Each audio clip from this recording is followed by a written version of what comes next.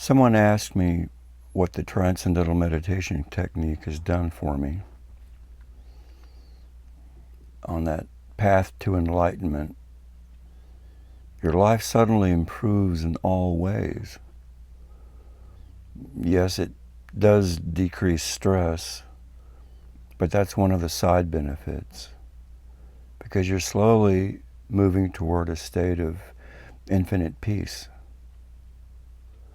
And sometimes you're even graced with a peak experience to keep you inspired, to keep meditating twice a day on that journey. Here's one of my many peak experiences. I had this experience about a month after I learned the transcendental meditation technique, an experience which included a vision of the approaching transformation of our planet into a heavenly world. The light of God is not an imaginary thing. Everything else is imaginary. The light of God is all there is. I always meditated twice a day in a chair in my bedroom. And one afternoon, after finishing my meditation, I got out of my chair to lie down on the bed. After lying there a few minutes, with my eyes still closed, I noticed I was seeing the room around me, even behind me, with my eyes still closed. The room silently dissolved, and a great white light appeared, bigger than the sky, infinitely vast, and then blinked on and off like a strobe. There was only the light, then there was only my bedroom, on and off.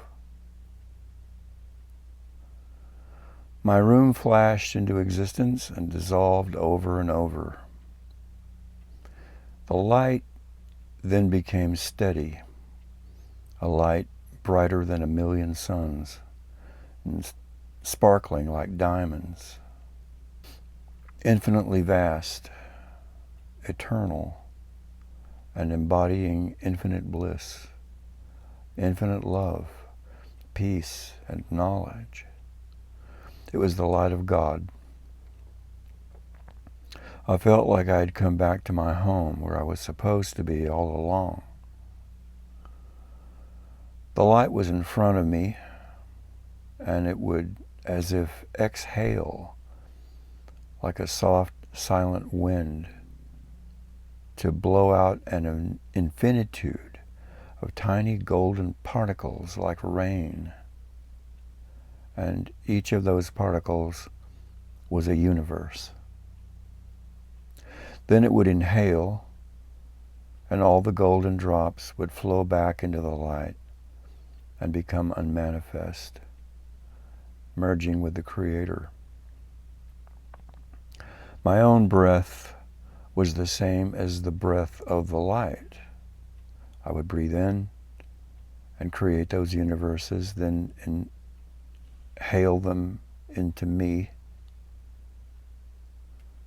And I could hear my own breath very clearly as I created and dissolved trillions of universes.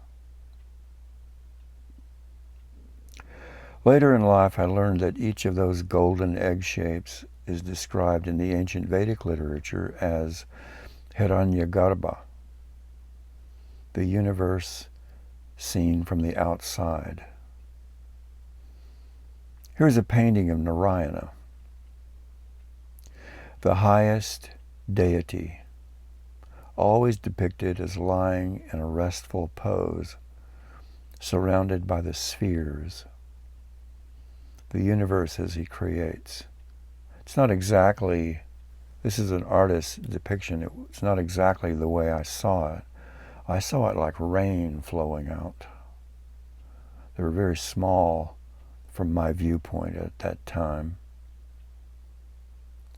He's not just exhaling them, he's blowing them out of a conch shell and you see that in his left hand. And there's a lotus flower in his right hand. And the lotus flower is the unfolding of consciousness into fullness. Notice that each of the spheres in this painting has within it the same image you see as a whole. Narayana sitting in a restful pose, surrounded by the universes he has created. He blows the universes out and inhales them all throughout eternity. Cosmologists have not described this, but cosmologists admit they know nothing about the universe, in spite of their many hypotheses. It's only modern science. It doesn't include the Vedic science of the absolute, the eternal, the all-knowing, and the highest creator. Most scientists are atheists anyway. They think the universe came out of a big bang, out of nothing. And what started it? They don't know. Why did it start in the first place? They don't know. They don't believe in miracles. But they ask the world, just give us this one miracle, that life came out of nothing and evolved into humans without a creator. Atheism is their faith in God. Their God is nothingness, and that everything happens by chance. It's a false God. It's idolatry. That's the true meaning of idolatry and the golden calf. In reality, the Big Bang comes out of everything, an eternal light. In one of Narayana's inhalations from that high place where I found myself, I entered one of those floating golden eggs, one of those millions of universes. And the universe I entered just happened to be the same universe I left. My karma brought me back to this place. And with my awareness shrinking through time and space, I finally collapsed back into my body, back on my bed, just a split second after I left the light and that big experience of creation. And yet, I had been with that light eternally, for a while, if that makes sense. The interior of my bedroom, the walls, ceiling, the floor, and the furniture were now coated in a shimmering golden light and making beautiful patterns on everything as it shimmered.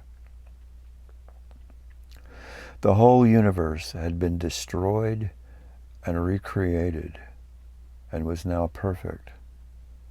And I knew that heaven had finally come to earth. Sitting in my meditation chair was an enlightened being wearing a white garment, like the dhoti still worn by saints in India. The garment kept the shining light in his body contained, and only his head, hands, and feet were exposed, and they radiated like white torches, while the garment was faintly lit from its own light. The being was Maharishi. He didn't speak, but without speaking, he was telling me, summoning me to take more diligent steps to achieve the highest goal in this life, to come see him and become a TM teacher to help him save this planet. It was there that he told us the TM teacher is almost myself. So everything I tell you in all of these videos comes from him, not from me. But he's within me, and you can be assured that everything you're learning here is the truth.